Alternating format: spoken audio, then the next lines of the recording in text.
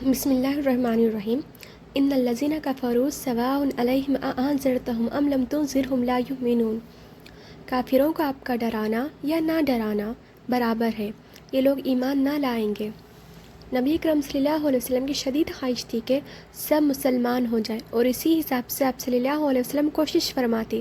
لیکن اللہ تعالیٰ نے فرمایا کہ ایمان ان کے نصیب میں ہی نہیں ہے، کہ وہ چند مخصوص لوگ ہیں جن کے دلوں پر مہر لگ چکی تھی، جیسے ابو جہل اور ابو لہب وغیرہ۔ ورنہ آپ صلی اللہ علیہ وسلم کی دعوت و تبلیغ سے بے شمار لوگ مسلمان ہوئے، حتیٰ کہ پورا جزیرہ عرب اسلام کے سائے عاطفت میں آ گیا۔ حضور اکرم صلی اللہ علیہ وسلم تو چاہتے تھے کہ سبھی لوگ اسلام لائیں، سبھی لوگ مسلمان ہو جائیں،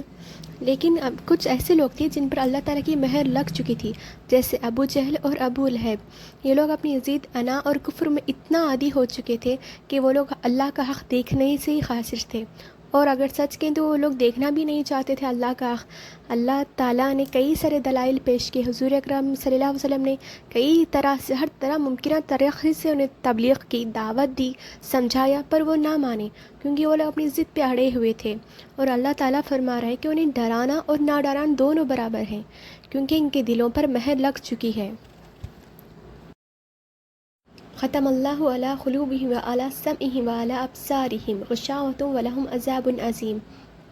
اللہ تعالیٰ نے ان کے دلوں پر اور ان کے کانوں پر مہر کر دی ہے، اور ان کی آنکھوں پر پردہ ہے، اور ان کے لیے بڑا عذاب ہے۔ یہ ان کے عدم ایمان کی وجہ بیان کی گئی ہے کہ چونکہ کفر و معصیت کے مسلسل ارتکاب کی وجہ سے ان کی دلوں سے قبول حق کی استعداد ختم ہو چکی ہے، ان کے کان حق بات سننے کے لیے آمادہ نہیں، اور ان کی نگاہیں کائنات میں پھیلی ہوئی رب کی نشانیاں دیکھنے سے محروم ہیں، تو وہ ایمان کس طرح لا سکتے ہیں؟ ایمان تو انہی لوگوں کے حصے میں آتا ہے جو اللہ تعالیٰ کی دی ہوئی صلاحیتوں کا صحیح استعمال کرتے اور ان سے معرفت حاصل کرتے ہیں۔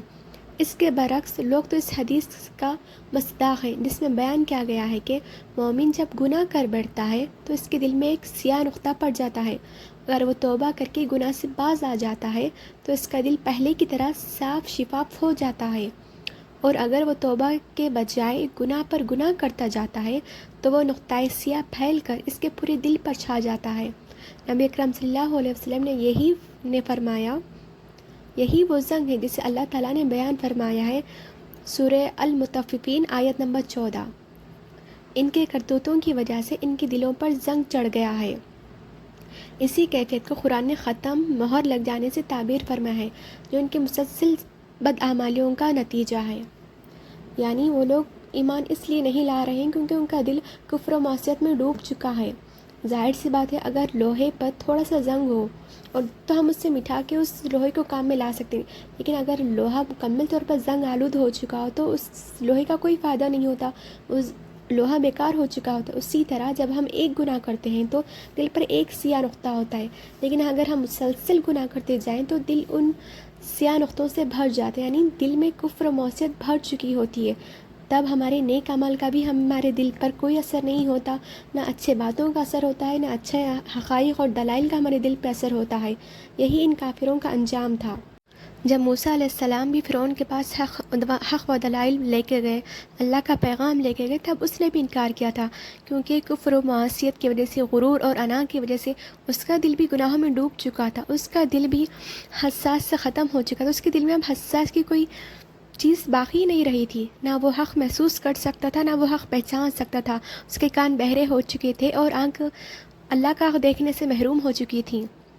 اسی لیے ہم مسلمانوں کو بھی چاہیے کہ ہم برائیوں میں اتنا نہ ڈوبیں کہ ہم حق کو پہچان نہ سکیں، حق ہمارے سامنے آئے تب بھی ہم اسے قبول نہ کر سکیں، ہم فرعون نہ بن جائیں۔ ہم مسلمان ہیں، ہم وہ ہیں جو اللہ کا حق دیکھ سکتے ہیں اور سن بھی سکتے ہیں، اور اللہ کے دیے ہوئے احکام پہ ہمیں عمل بھی کرنا چاہیے۔